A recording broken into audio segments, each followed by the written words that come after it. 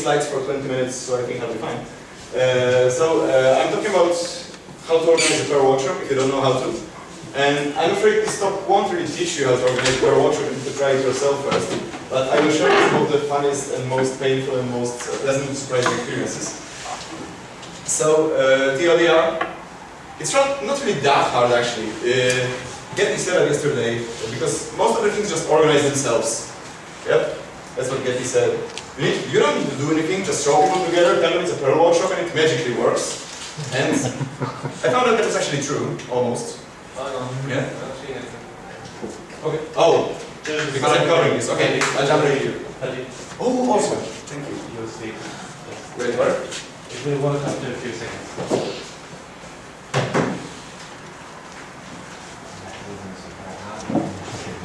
Yeah. You just hold on. It'll take 10 seconds. This Linux to come. There's Linux. Yeah. It worked on the FCNA 2 years ago. Yeah. Oh.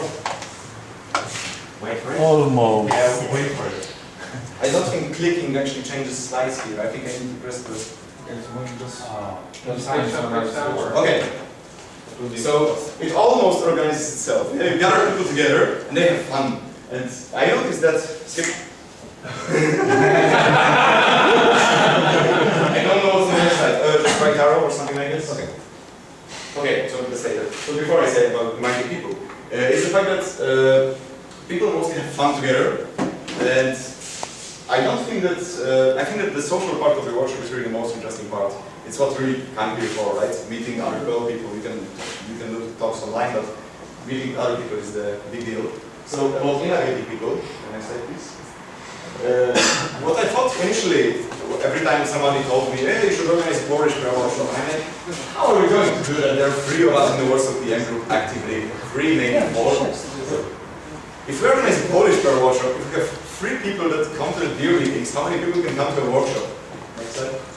Well, it sort of works, I suppose. Many people have already left, but you're still here, not only from Poland. Actually, my initial thought was that. Can you see it? Okay, thank you. So,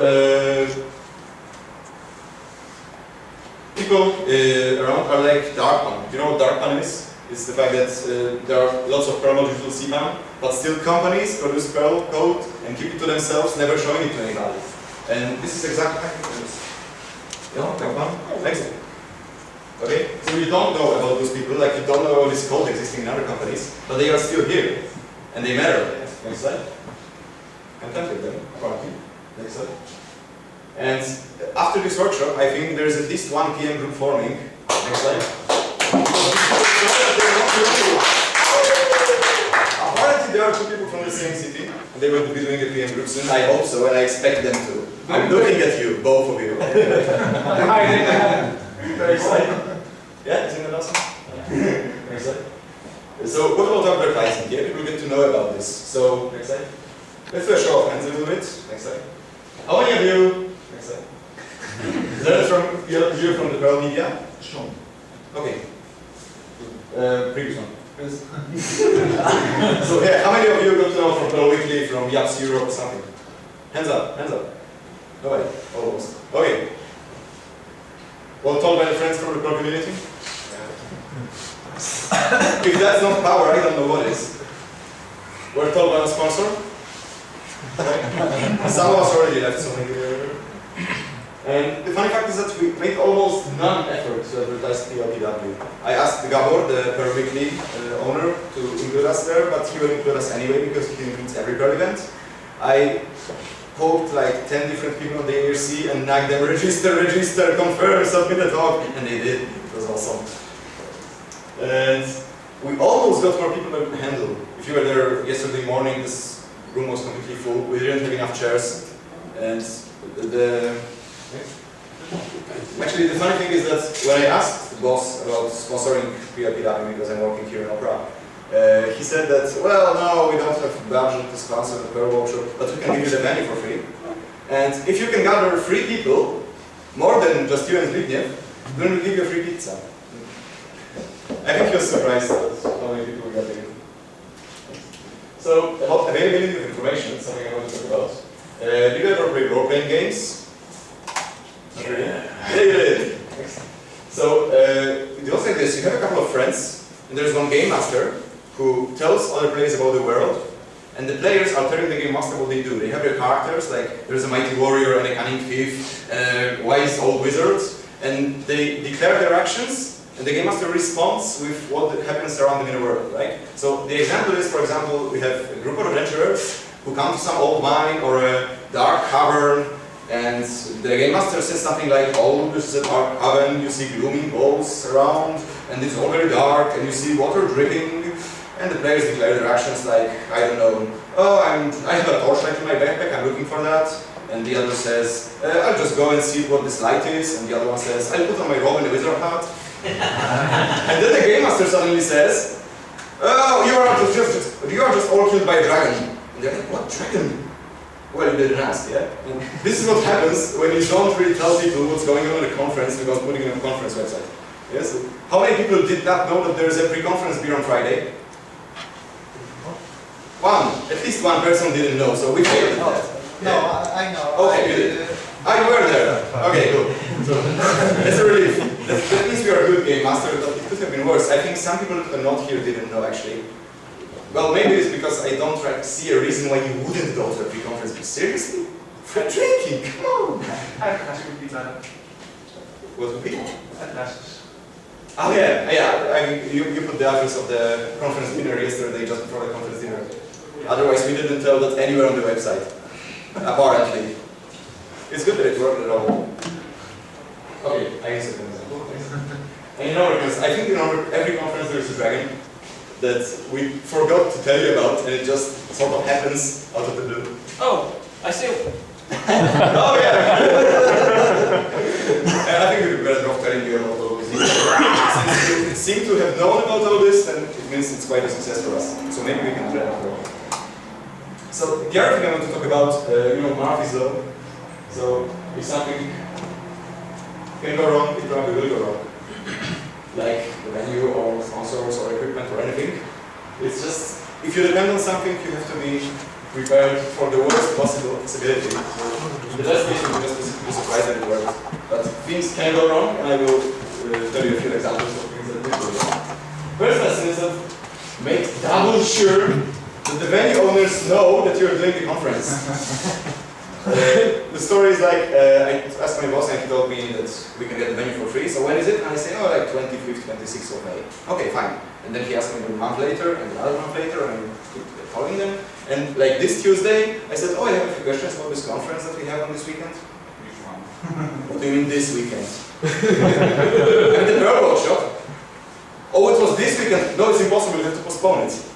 I just sat there where I stood, head in my hands, and like, what am I going to do? What am I going to tell to 40 people? 10 of them from abroad. Oh, sorry, you have to postpone your tickets and forget about the FCNA because the workshop is next week. We sorted it out, fortunately. But it was really nervous. It got a lot worse, so I'm glad that you're here, really.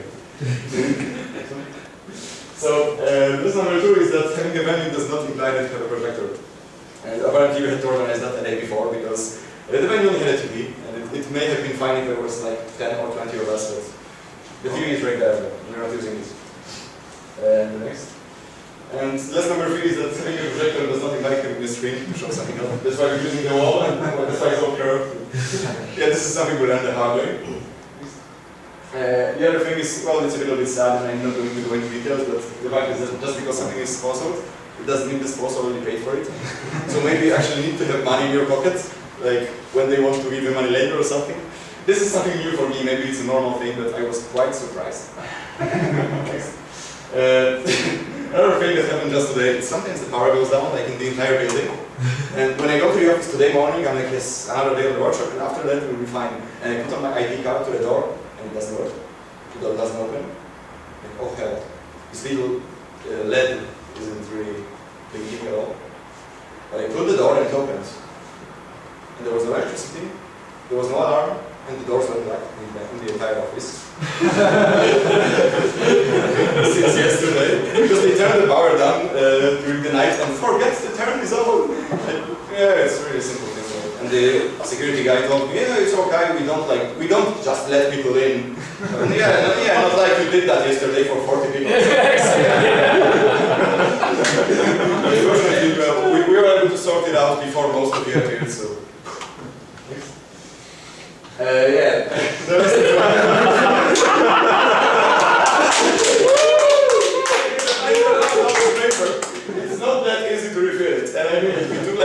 15 minutes, and it involved downloading the instruction manual from the internet. Did you print it out? No way!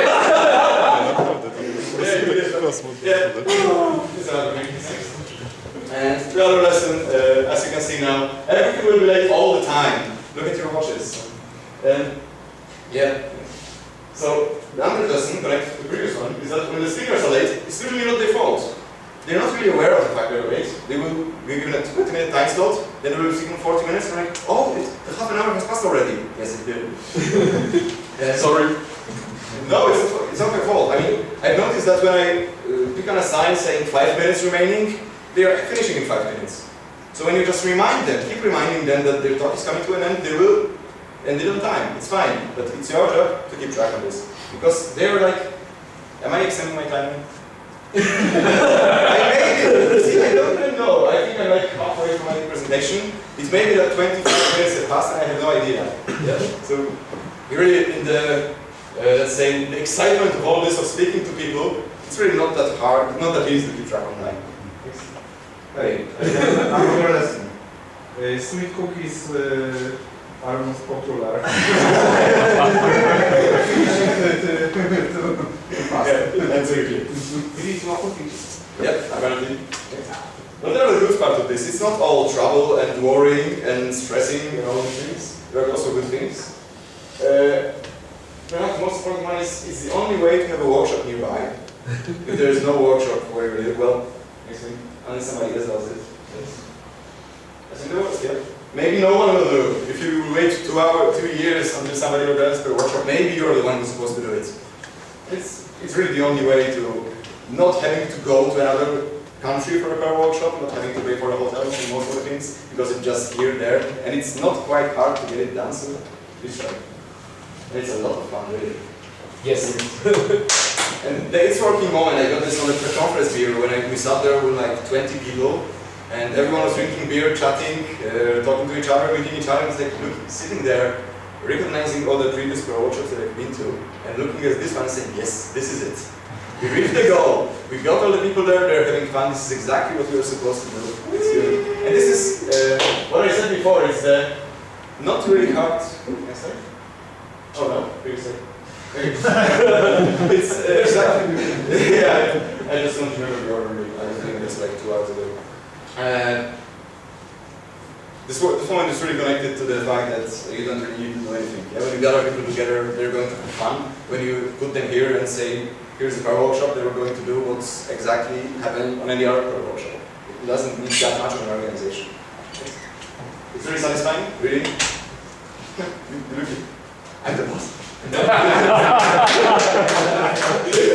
Well, you don't need to be a speaker to have that feeling, but it's still great.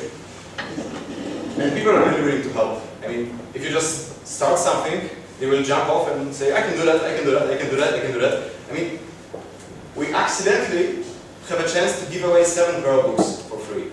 And some t-shirts. And we completely didn't expect that. We were like, oh, here, give away those books, and here, give away those too. And this is something awesome, and there are more things like this. Like, we got awesome sponsoring. We weren't supposed to do pre-conference beer, because no budget. We weren't supposed to do conference dinner, because no budget. The budget was like, planned to maybe cover the t-shirts, but we were able to do a lot more of those. It's really good, and it was completely unexpected. And the thing that you need to do is the first step. We say, we're organizing this thing here on that date, and people will jump in. Other organizers, other attendees. I think attendees are no less important than organizers, really, because without talks it wouldn't really make much sense. It would be just a drink up. We have this whole educational value, yes? I would like to give the crack and hack experience I had there. When we did the Perl Quality Assurance Hackathon and the City of Science, I said afterwards, I really want to make again a hackathon here because this is so awesome location. So LBO and Book jumped in and made the organization and made it all happen and everything. Just because you said you want to organize. Yeah, just you need to do the first step. You just need to say, hey, I want to make this happen. Yeah, actually, what about something like this? Do you know the teaming modules like JSON teaming, config teaming? And the definition is that you have one file and no external dependencies and as simple as possible. And I think it would be possible to make a workshop teaming when you don't organize anything at all. You just have one file which is a mailbox file, so I guess it's a mailing list, and you tell people, here is this workshop, in the next 3 months from now, and this place, and people will witness in place, and then maybe somebody will jump in and say, oh, so we can take this as a value, and I will be the speaker, and I will organize something. If that worked, it would be great. I think I may want to try this one. Yeah, in Yacht we will actually, LBO and I talked about this, we want to make in the Yacht, the new ACT system, a thing where you can checkbox style go through the steps you need to do for the organizing, and then we can also of course make this more public and say like, hey, they can give them names and say like, I care about this, I care about this. Crowd organizing workshop. Yeah. Okay, next. So yeah, that's what I said. It's mostly so almost. Those are the bad parts. Not the good parts. So the one with the bad parts is you barely have time to attend the talk. I maybe was able to attend like half of them, and I had to guard the door because the power was down. Most people were late for an hour and they didn't have an idea to just ding dong the door. And there are like many things you have to do, like in service, for example, like organizing food, organizing the dinner that will be later, calling people. Already, I will talk about it later. Yeah, someone needs to run this thing, so we don't really have a chance to attend everything you wanted. So you don't just. It's not the regular workshop you attend because you also need to like be this workshop partly. It's a little bit tiring, to say the least. How much sleep did you have? This night was alright, but the previous night like 4 hours or something. Still alright. Oh, by your time, I'm used to sleeping like 8, 9 or something like this. It's a bit stressful when shit hits the fan. It's you. Oh, okay, it's you who is supposed to panic then, and it's completely alright that you do, I think. At least I did. Yeah, good things don't come easily. I think this is a good thing that we achieved, and it was a little bit hard, but not that much. Well, another thing is like if you don't like phone calls, calling sponsors, getting called phone calls, calling over, well, we're gonna have a bad time. I hate phone calls. There were days when I did like 10 of them. Because sponsors calling me 5 times a day for no reason, organizers calling me 10 times a day for legitimate reasons. I hate sponsors. Yeah, when things don't work, you're the first one to panic, and this is the stressful part. So, I generally think that the good things are really bad things. Well, we have a workshop around you and you can attend it partly. This is all very fun, and it's not that hard. So, questions? Yeah, I don't have some questions for you. First of all, for you this time, questions? I mean, what's the weekend? I also had a discussion on a conference there. What's the weekend as a day? Because we thought that we have so little people in Poland, so little Perl people, that we have to do some weekends so people who are abroad will be able to come. And it would have to be 2 days, so people who are abroad will have a point in coming, because it probably will not be working one day. Was I right? Really? Would you have done if it was in the weekend? Yes. It wasn't today's. That's the problem I have with the question. Yeah. There is one possibility that it's good, and I wouldn't have come otherwise. And there is a possibility that I don't care, I would have come anyway. For me, I actually think it's very good. But I think also that I would have come anyway. Oh, okay. You can select multiple choice. It's alright. Okay. Next one. Okay, I'm going to ask that. With the date of the event, because we just tried to pick something that's a little bit, well, I wouldn't be able to do it because in the middle of my exam session, and we had to announce it at least 3 months earlier. So we picked this date, and then it happened to be the week before the RCNA. I think some of us are still going to the RCNA anyway, it's just going to be a little time. Was the date okay, really? Yeah. Well, if you came here, that's probably because the date was right. So the question is a bit out of place. So we want to hear from you on the conference stages as well. There are open questions and there are bonus points. There aren't really. If you answered an open question, so please do that. For the good of us. Any questions from you this time? Something you want to ask me? Or the other organizers? Are you happy now? Yes, I am.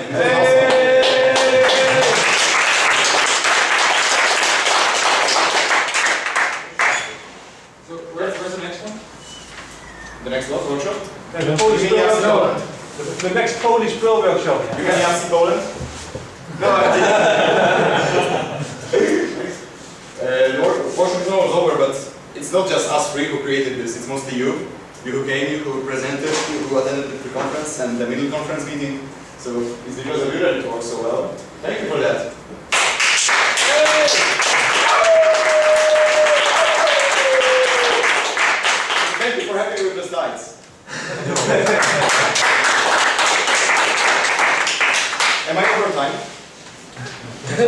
Nobody cares, great! Who gives a shit? Well, actually I do, because we're a bit out of schedule. We have the conference service, there are some of them on my desk as well. Over there? Over there. You're in, okay. So, There's one more being filled in here. okay, I will wait in just a few minutes. So, the talking part is really coming to an end. Now there is a hackathon part. I understand that probably not all of you will want to attend, not all of you will have time to attend because some of you are already meeting earlier. But if you want to hack on Go, get it here. If you want to hack on Perl 6, I will be here. If you want to hack on Chi, I suppose you're going to be here for some time as well? No? Okay. But who is interested in DuckDuckGo hacking at all? Okay. So is it? Sorry, Andy. No, it's no problem. Seriously, I mean, seriously. Okay, who is interested in hacking? What did you do if you did DuckDuckGo? Maybe. At least click info. Okay, it's fine. Yeah, Perl 6 seconds. you know the zero click info Okay. under the search result. You can make own stuff there. We have